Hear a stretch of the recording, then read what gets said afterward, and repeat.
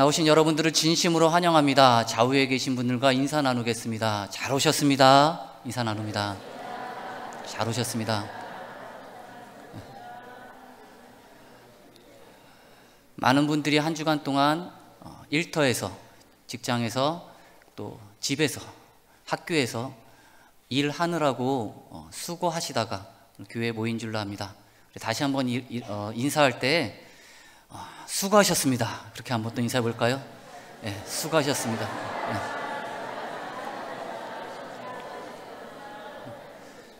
여러분 한 주간 동안 일하느라고 고생 많으셨습니다. 오늘은 하나님께서 주신 그 기쁨을 마음껏 누리시길 바랍니다. 할렐루야. 우리는 한 주간 동안 직장 생활을 합니다. 어떤 사람들은 가사 일을 하면서 노동을 하지요. 학생들은 학교에서 공부를 하며 일을 합니다. 우리에게는 직장이라는 문화가 있습니다. 대한민국 직장 문화는 세계적으로 유명합니다. 1인당 평균 노동시간이 연 2069시간으로 세계 2등입니다. 은메달. 문제는 단지 야근이 많고 근무 시간이 긴 것에만 있지는 않습니다.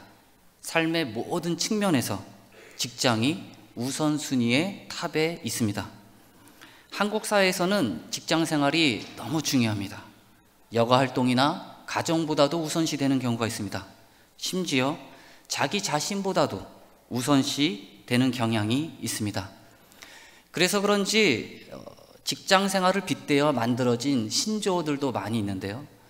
회사의 가축처럼 일하는 회사인을 빗대어 사축, 야근을 밥 먹듯 일삼는 프로 야근러, 휴가 기간 중에 출근해야 되는 출근 휴가, 쉼을 포기한 사람들이라 해서 심포족, 이것이 다 우리 한국 직장 문화를 대변하고 있습니다. 그럼 그렇게도 중요하게 생각하는 이 직장 생활에 많은 사람들이 만족하고 있을까요? 그렇지도 않은 것 같습니다. 2016년 신입사원 채용 실태 조사에 따르면 대졸 신입사원 1년 내 퇴사율이 27.7%입니다. 이거는 거의 금메달감입니다. 좁은 취업문을 뚫고 부푼 꿈을 안고 입사했지만 신입사원 4명 중에 1명이 입사 후 1년 안에 회사를 떠난다라는 통계입니다. 우리가 이러한 문화권 안에 살고 있다면 한번 생각해 볼 문제가 하나 있습니다. 그리스도인에게 있어서 일터는 과연 어떤 것일까요? 신앙과 일터는 어떤 상관성이 있을까요? 교회에 나오면 분명히 나는 그리스도인이라고 말할 수 있지만 일터에 나가면 내가 예수 믿는 사람인지 예수 믿지 않는 사람인지 구분이 가지 않을 때가 있습니다. 우리는 쉽게 영적인 일과 세상적인 일을 구분합니다. 영적인 일은 교회에 가고 기도하고 찬양하고 말씀 보고 전도하는 일 등을 영적인 일로 분류해 놓습니다. 그리고 세상적인 일은 회사에 출근하고 학교에 가고 친구들과 영화를 보고 집에서 설거지를 하는 그러한 일들을 세상적인 일로 분류를 해 놓습니다. 그리고 쉽게 이런 고민들을 하죠. 요즘 난 세상 일에 너무나 바빠서 영적인 생활을 소홀히 하는 것 같아. 자신의 영적인 건강을 염려합니다. 이러한 염려는 결코 틀린 말이 아닙니다. 하지만 우리가 알아야 될 중요한 사실 한 가지도 있습니다. 소위 말하는 영적 침체는 세상 일을 많이 하고 종교 활동을 적게 하는 데에서 비롯되었을까요? 그렇지 않습니다. 사실 영적 침체는 종교 활동을 많이 하지 못해서가 아니라 세상에서 하는 모든 일들을 영적인 일로 여기지 않은 실수에서 비롯된 것입니다. 오늘 말씀을 보면 30절에 이 무익한 종을 바깥 어두운 데로 내쫓으라. 거기서 슬피 울며 이를 갈리라 하니라. 슬피 울며 이를 갈았다라는 표현은 신약 성경에 7번 나옵니다. 모두 다 구원받지 못할 자의 영원한 형벌로 표현하였습니다. 이 슬피 울며 이를 갈았다, 이 표현은 당시 사회적으로 하나님께 버림받은 자들에 대한 관용적 표현입니다. 결국 우리가 너무나 잘 알고 있는 이 달란트 비유는 생명과 죽음을 논하는 영적인 문제로 결론을 맺고 있습니다. 성경은 그 이유도 설명하고 있는데요, 26절에 그 주인이 대답하여 이르되 악하고 게으른 종아. 성경에서 한 달란트 받은 종에게 악하고 게으르다고 평가하고 있습니다. 그는 일하는 부분에 있어서 게을렀습니다. 그는 자신의 삶에 최선을 다하지 않았습니다. 성경은 이 무익한 종을 평가하며 그의 일과 삶을 언급하고 있습니다. 그의 문제는 일하는 것에 있었습니다. 그의 문제는 직장 문제였습니다. 사실 성경은 입을 떼자마자 일에 관한 이야기를 시작합니다. 창세기 1장 1절, 태초에 하나님이 천지를 창조하시니라. 하나님이 천지를 창조하시는 일을 하셨죠. 그리고 창세기 2장 2절에 가서 하나님이 그가 하시던 일을 일곱째 날에 마치시니 그가 하시던 모든 일을 그치고 일곱째 날에 안식하니라. 하나님은 일도 하셨고 거기서 또 큰 기쁨을 누리셨습니다. 안식하시면서 스스로 행복감을 갖고 계셨습니다. 일하시는 이 하나님께서 우리 인간들에게 또 일을 맡기셨습니다. 창세기 1장 28절에 하나님이 그들에게 복을 주시며 하나님이 그들에게 이르시되 생육하고 번성하여 땅에 충만하라. 땅을 정복하라. 바다의 물고기와 하늘의 새와 땅에 움직이는 모든 생물을 다스리라 하니라. 하나님께서는 먼저 천지를 창조하시고 맨 마지막에 인간을 창조하셨죠. 그리고 인간에게 일을 맡기면서 잡을 하나 줬습니다. 창조 세계의 질서를 바로잡는 것입니다. 관리하는 것이지요. 사실 일은 재앙이 아닙니다. 태초에 하나님께서 하신 모든 일들을 고려해 본다면 일은 재앙이 아닙니다. 우리의 인생을 염두에 두고 마련하신 완벽하신 설계의 일부분입니다. 태초에 하나님께서 우리를 일하는 존재로 지으셨고 오늘도 그 설계에 따라 우리를 이끌고 계십니다. 하나님께서는 6일 동안 천지를 창조하시고 7번째 날 쉬셨습니다. 요즘 대부분 직장에서는 주 5일째 근무를 하는데 우리 하나님께서는 하루 더 일하셔서 6일 일하셨습니다. 그리고 안식하시죠. 물론 한 주간 동안 있었던 일이 너무나 피곤하고 너무나 힘들어서 쉬셨던 것은 아닙니다. 하나님이 피곤해 하시는 하나님은 아니시겠죠. 하나님께서 안식하셨던 이유는 안식함으로 자기가 한 일들에 대한 스스로의 자축이었습니다. 기쁨을 스스로 표현하신 겁니다. 자신이 만든 세상을 눈으로 보면서 흡족해하며 그 안에서 즐거움을 찾았고 그 안에서 행복을 찾았습니다. 이러한 모든 사실들을 볼 때 일과 쉼, 일과 안식, 일과 행복은 늘 같이 다니는 짝이었습니다. 우리 또한 마찬가지입니다. 우리는 일을 통해 행복을 찾아야 하는 것이죠. 5달란트 받은 자와 2달란트 받은 자는 일에 대한 진지함이 있었습니다. 그들은 부지런했습니다. 그들의 열심으로 그들은 칭찬을 들었습니다. 일을 가치 있게 생각했기에 가치 있는 인간으로 평가받았습니다. 사랑하는 여러분, 살기 위해 일하지 마십시오. 우리는 일하기 위해 사는 사람들입니다. 학생에게 일은 공부이겠죠. 열심히 공부해야 합니다. 특히 내가 교회 다니고 예수 믿는 학생이라고 한다면 더욱더 그래야만 하는 것입니다.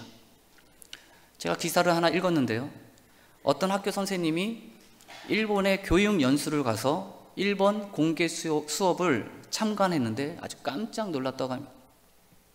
교실에 절반의 학생이 엎드려서 자는 것입니다. 공개 수업인데 일본 교사에게 왜 안 깨우느냐고 물었습니다. 그랬더니 자고 있는 학생을 어떻게 깨우냐고, 깨우면 큰일 난다고 그렇게 대답을 하더라는 겁니다. 그런데 이런 문화가 조금씩 조금씩 우리나라에도 넘어오는 것 같습니다. 그래서 어떤 선생님들은 엎드려서 자는 학생을 깨우는 일이 가르치는 일보다 더 힘들다고 말하는 선생님들도 있습니다. 자는 수준이 거의 잠자는 공주 수준입니다. 얼굴은 공주가 아닌데 자는 것만 공주입니다. 오래전에 방영된 TV 프로그램 중에 어려운 식당을 도와주는 프로그램이 있었습니다. 제주도 식당을 소개했는데요, 40대 부부 이야기입니다. 망하기 일보 직전이었습니다. 처음에 보니까 간판도 형편없고 가게는 지저분하고 여러 가지 부족한 것들이 많았습니다. 그래서 이 방송국이 이 팀을 도와줘서 서울에서 유능한 요리사를 제주도로 보냅니다. 튀김 요리의 전문가입니다. 그런데 젊은 사람입니다. 이 젊은 사람이 40대 자기보다 나이 많은 사람들을 가르칩니다. 칼질부터, 기본기부터. 밤을 새서 막 연습을 합니다. 다음날 또 시범을 보이고, 그 다음날 또 시범을 보이고, 도마질 착착착착 야채 써는 것부터 가르칩니다. 그리고 시간이 흘렀습니다. 방송국의 도움으로 식당 인테리어도 싹 바꿨습니다. 그리고 식당을 다시 오픈했는데 10배 이상의 매출을 올렸습니다. 부부는 눈물을 흘리며 좋아했습니다. 저는 이 방송을 보면서 한 가지 느낀 것이 있습니다. 아, 능력을 가다듬으면 지렁이가 용이 될 수도 있겠구나.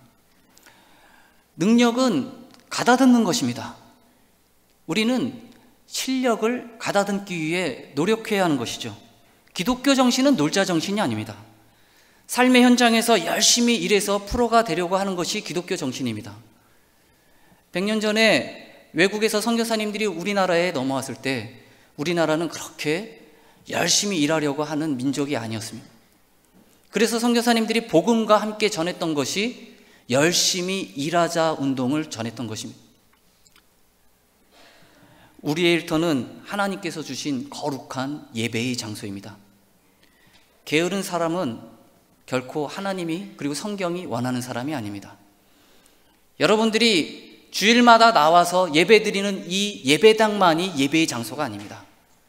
여러분들의 일터도, 여러분들의 삶의 현장인 가정과 학교도, 그것도 예배의 장소요, 어떻게 보면 더 중요한 예배의 장소입니다.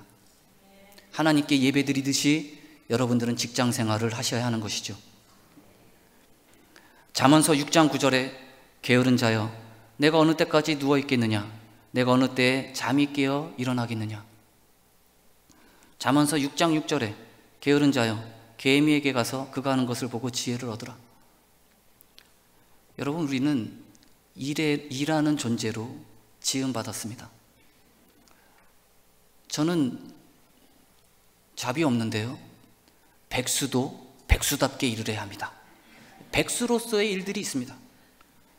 정해진 시간에 일어나고 깔끔하게 하루를 시작하면서 청소하고 설거지하고, 이것이 하나님 백성의 정신입니다.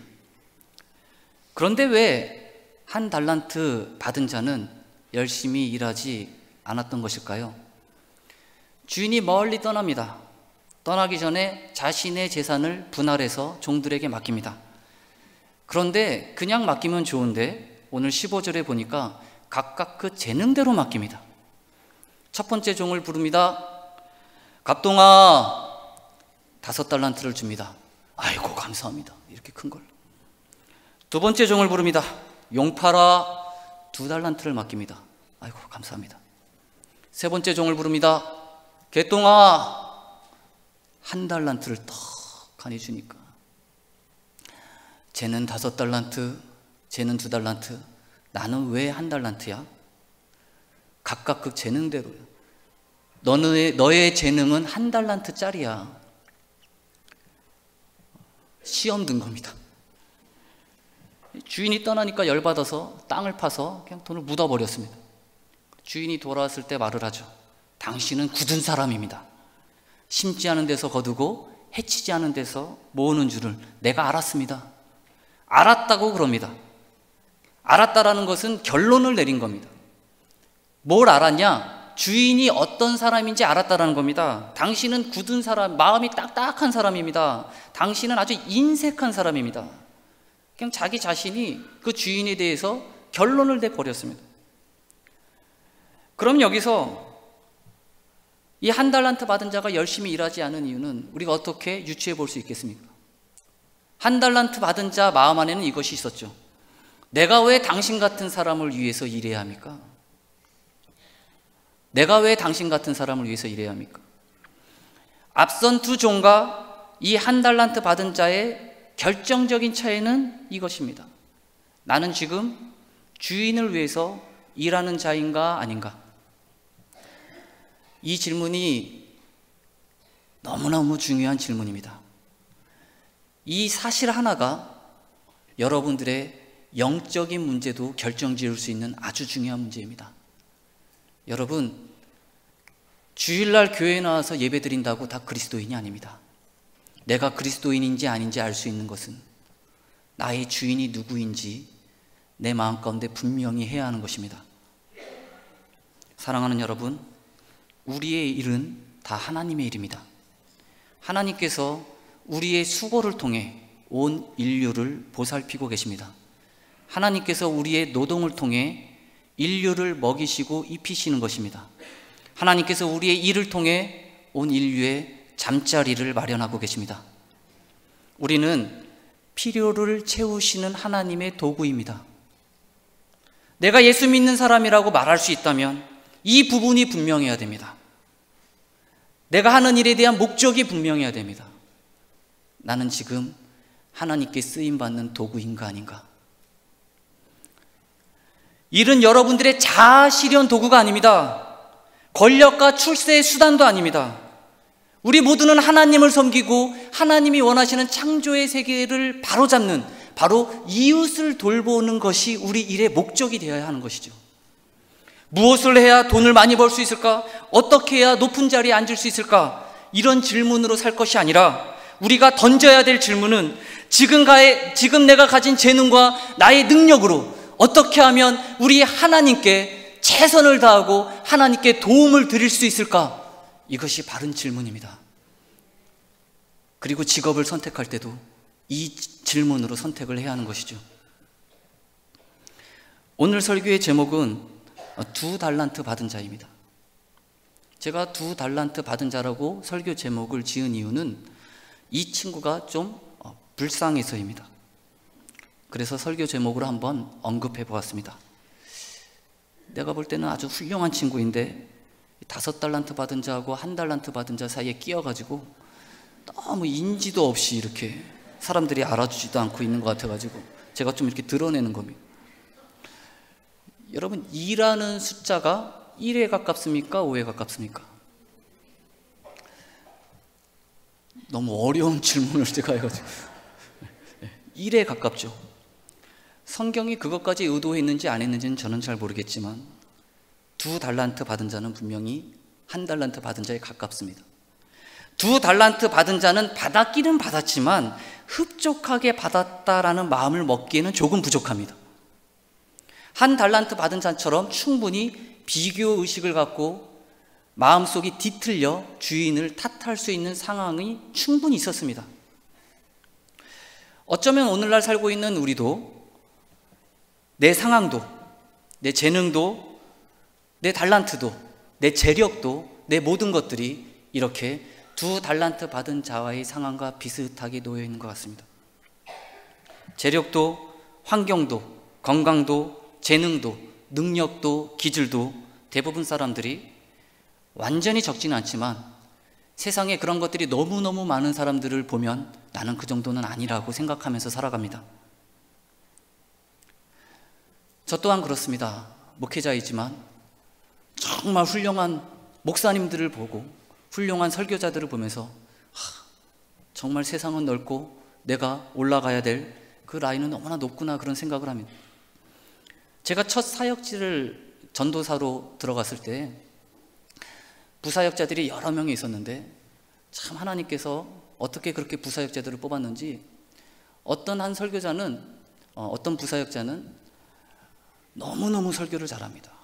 일단 목소리가 거의 그냥 뭐 부흥사 목소리처럼 이렇게 할렐루야 50% 목소리로 먹고 들어가는 그런 사람이었어요.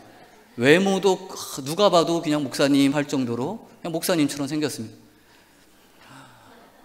그래서 저는 그분 옆에 있으면 참 설교자로서는 참 작아지는 것을 느낍니다. 그리고 다른 부사역자는 저희 침례신학대학교 찬양팀 찬양 리더였습니다. 어찌나 찬양을 잘하는지 막 은혜가 넘칩니다. 너무너무 목소리도 좋고 그분 옆에 있으면 저는 의기소침해가지고 마이크를 잡을 수가 없습니다. 그때 있는 열등감 때문에 아직도 한번 찬양 인도를 한 적이 없습니다. 또 어떤 한 부사역자는 레크레이션 자격증이 있습니다. 얼마나 친화력이 넘치는지 막 성도들 앞에서 재롱을 부리면 성도들이 막 웃고 난리가 납니다. 그런데 저는 좀 낯을 많이 가리거든요. 부끄러움도 많이 타고 소심하고 그러한 사람들 사이에 끼어 있으니 저는 그런 생각을 합니다. 그래도 바닥은 아니더라도 나에게는 부족한 게 참 많구나. 성관교회 왔더니 더 심합니다. 담임 목사님 옆에서 보면 그 마음의 크기가 너무나 커서 제가 감히 따라갈 수가 없습니다. 모든 것에 대한 열정도 저랑은 완전히 다릅니다.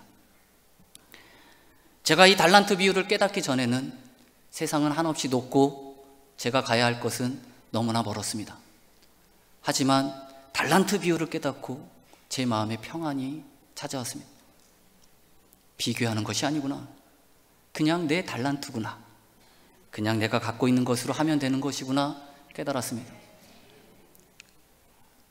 사랑하는 여러분, 외형과 크기는 중요하지 않습니다. 그 사람의 자세와 태도가 중요한 겁니다.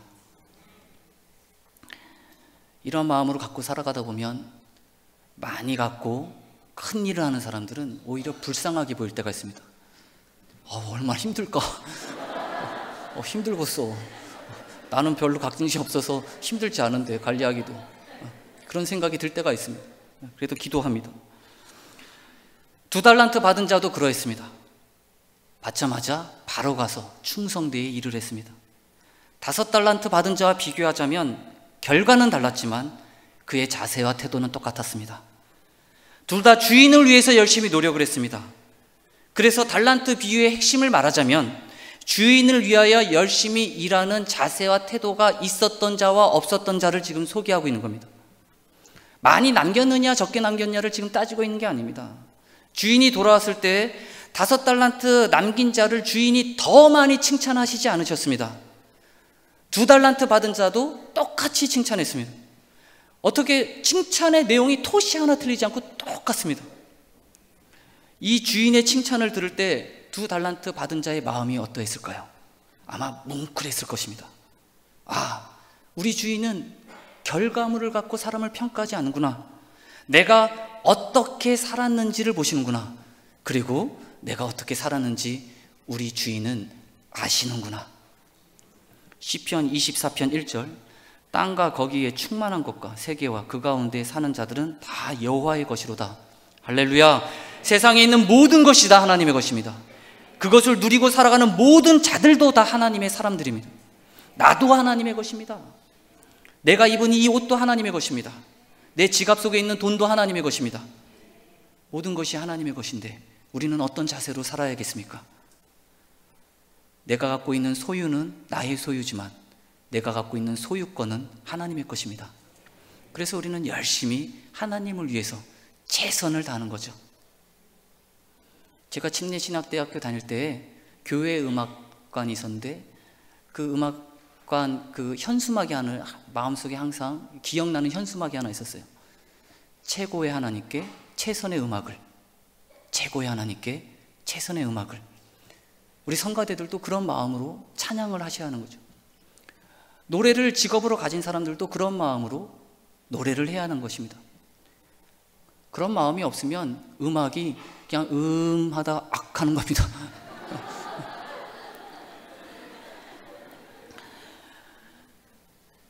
두 달란트 받은 자는 주인을 위해서 열심히 일했습니다. 5달란트 받은 자처럼 화려한 결과물은 없었지만, 인생의 화려함은 없었지만 하루하루 맡은 일에 충성하며 오늘에 충실하며 성실하게 살았습니다. 그리고 잘하였다다 착하고 충성된 종아, 이리 와서 나의 즐거움에 참여해라. 마치 6일 동안 천지를 창조하신 하나님께서 7일 때 안식하시면서 자신의 일을 자축하시고 기쁨을 누리셨던 것처럼 그 기쁨으로 2달란트 받은 사람을 초청하고 있습니다. 2달란트 받은 자여, 너도 열심히 일했으니 기쁨을 누리고 행복감을 가져라. 에덴 동산의 이름은 기쁨 동산이라는 뜻을 갖고 있습니다. 그러니까 일하면서 기뻐하는 곳입니다. 그런데 인간은 타락했고 그곳에서 쫓겨났던 것이죠. 일하는 존재로 지음받은 인간들이 그래서 다른 목적으로 일하기 시작을 합니다. 인간이 바꿔놓은 세상에 일은 변질됐습니다. 그 변질의 으뜸은 바로 바벨탑입니다. 사람들이 탑을 쌓습니다. 열심히 탑을 쌓습니다. 그런데 자기 이름을 위하여 탑을 쌓습니다. 오늘날 우리의 일 또한 타락했습니다. 자신의 이름을 위해서, 자기의 유익을 위해서 일을 하려고 합니다. 그리고 말합니다. 내가 쌓은 저 탑이 얼마나 높은지 보라고. 내가 잘났기 때문에, 내가 유능했기 때문에 이렇게 탑을 쌓았다고 말을 하려고 합니다. 하나님을 드러내는 것이 아니라, 일을 통해서 하나님의 사역을 드러내는 것이 아니라 자기 자신을 드러내려고 하고 있습니다. 스포트라이트를 받고 싶어 합니다. 그러니 1달란트 받은 사람이 속상했던 겁니다. 내가 뭐 어때서? 나도 잘났는데, 나도 유능한데 오로지 나에게 스포트라이트를 받고 싶어하는 심정이 우리 가운데 있다는 것이죠. 결혼식장 가서는 신부가 되고 싶어하고 장례식장 가서는 시체가 되고 싶어하는 마음이 있다는 것. 바벨탑은 결국 무너졌습니다. 의미 없는 일이 되었습니다. 여러분들의 일은 어떻습니까? 여러분들은 지금 의미 있는 일을 하고 계십니까? 의미 없는 일은 결국 무너질 것입니다. 파괴될 것입니다. 여러분들을 노예로 만들 것입니다. 하지만 우리 하나님의 마음은 늘 이 쫓겨난 인간들에게 가 있었습니다. 그리고 다시 한번 그 낙원을 꿈꾸고 계십니다. 쫓겨난 인간들의 안식 없음을 하나님은 불쌍히 여기셨습니다. 쫓겨난 인간들에게 하나님은 참된 안식을 다시 한번 선물로 주시기를 원하셨습니다. 우리 인간들은 일이 자기 수단으로 변질되었을 때 그 안에서 그 어떠한 안식도 찾을 수가 없었습니다. 아무리 많은 휴식을 취하려고 해도 진정한 참된 영원한 안식은 얻을 수가 없었습니다. 창세기 3장 17절 18절입니다. 아담에게 이르시되 내가 내 아내의 말을 듣고 내가 너에게 먹지 말라 한 나무의 열매를 먹었은즉 땅은 너로 말미암아 저주를 받고 우리가 일하는 일터가 저주가 되었습니다. 너는 네 평생에 수고하여야 그 소산을 먹으리라. 땅이 너에게 가시덤불과 엉겅퀴를 낼 것이라. 우리는 일은 하지만 우리의 삶의 현장에, 우리 일터에 저주가 있습니다. 가시덤불과 엉겅퀴. 창세기 4장 13절 14절에는 가인이 여호와께 이르되 내 재벌이 지기가 너무나 무거우니이다. 주께서 오늘 이 지면에 나를 쫓아내시온즉 내가 주의 낯을 배웁지 못하리니 내가 땅에서 피하여 유리하는 자가 될지라. 쫓겨난 인간은 유리하는 자가 되었습니다. 일이 복이 아니라, 일터가 우리의 안전한 삶을 약속하는 것이 아니라 오히려 우리를 불안하게 하고 우리를 두렵게 만드는 것으로 바뀌어 버렸습니다. 가시덤불과 엉겅퀴가 있고 유리하는 두려운 마음이 우리 가운데 찾아왔습니다. 죄를 범한 인간은 땅에서 저주를 봅니다. 이것은 우리가 마땅히 받아야 될 저주였습니다. 하지만 사랑하는 여러분, 여러분들이 만약에 직장을 다닌다면, 아니면 집에서 가사 일을 한다면, 아니면 학교에서 공부를 한다면 그 삶의 현장에서 여러분들이 꼭 기억해야 될 한 가지 사실이 있습니다. 그것은 우리 하나님께서 그 아들 독생자 예수 그리스도를 이 땅에 보내어 우리가 받아야 될 그 저주를 대신 받게 하셨다는 겁니다. 예수님은 이 땅에서 유리하는 자가 되셨습니다. 예수께서 이르시되 여우도 굴이 있고 공중의 새도 거처가 있으되 인자는 머리 둘 곳이 없다 하시더라. 인자는 머리 둘 곳이 없다 하시더라. 우리 예수님은 가시덤불과 엉겅퀴를 머리에 뒤집어 쓰셨습니다. 십자가에 달리시고 머리 깊숙이 가시 면류관을 쓰셨습니다. 그리고 십자가에서 이러한 말씀을 하시죠. 예수께서 크게 소리질러 이르시되 엘리 엘리 라마 사박다니 하시니 이는 곧 나의 하나님 나의 하나님 어찌하여 나를 버리셨나이까. 가시면류관을 쓰신 주님은 우리가 받아야 될 그 벌을 대신 받으시면서 감히 상상할 수 없는 안식 없음을 경험하셨습니다. 우리에게 안식을 주시기 위해, 우리에게 행복을 주시기 위해, 우리에게 다시 한번 이를 통한 기쁨을 주시기 위해 예수님께서 안식 없음을, 버림받음을, 철저한 공허함을 받으셨습니다. 사랑하는 여러분, 이러한 주님이 부활하시고 우리에게 어떠한 말씀을 해주셨는지 아십니까? 부활하고 제자들에게 나타난 예수님께서 이러한 말씀을 하십니다. 예수께서 또 이르시되 너희에게 평강이 있을지어다. 이게 하나님의 마음입니다. 우리를 행복하게 해주고 싶은 주님의 마음입니다. 사랑하는 여러분, 여러분 인생 가운데도 이 참된 안식이 회복되기를 바랍니다. 노동은 더 이상 저주가 아닙니다. 노동은 하나님의 창조 세계의 질서를 다시 한번 바로잡고 기쁘게 하는, 복되게 하는 우리의 일인 것입니다. 주님의 청지기로서 그 마음가짐으로 우리는 하루하루 최선을 다하면서 살아가야 할 것입니다. 2달란트 받은 자는 외형과 크기로 인생을 판단하지 않았습니다. 세상 사람들이 하는 것처럼 외형과 크기로 그 화려함으로 자신의 결과를 만들려고 하지 않았습니다. 세상 사람들은 말합니다. 네 인생은 몇 층짜리 집이니? 5층이야. 오, 대단한데? 내 인생은 몇 층짜리 집이야? 100층이야. 그래? 얘 인생은 1층이래. 에이, 그래. 이게 세상 사람들의 가치관입니다. 이런 말이 오가는 세상 속에서 그는 동요되지 아니하고 하루하루 자기가 가진 달란트를 가지고 성실하게 살아갔던 것입니다.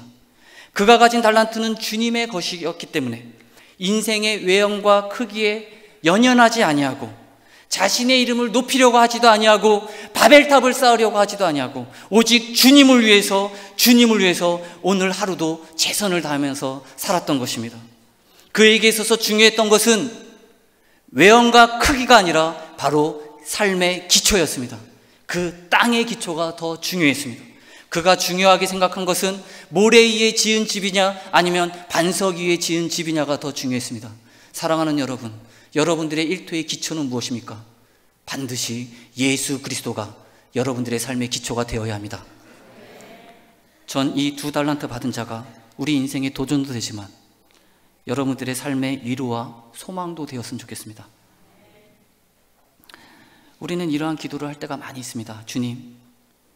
주님을 따른다고 말은 하지만 나에게는 연약함이 있습니다.